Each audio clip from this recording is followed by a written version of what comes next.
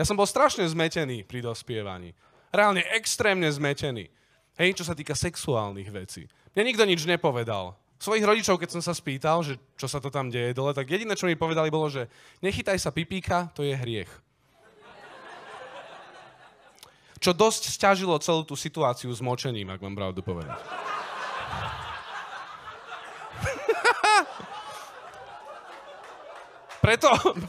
Preto vlastne my muži nevieme triafať do záchodu.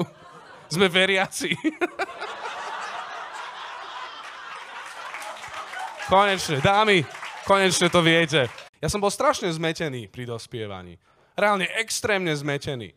Hej, čo sa týka sexuálnych vecí. Mne nikto nič nepovedal. Svojich rodičov, keď som sa spýtal, že čo sa to tam deje dole, tak jediné, čo mi povedali, bolo, že nechytaj sa pipíka, to je hriech.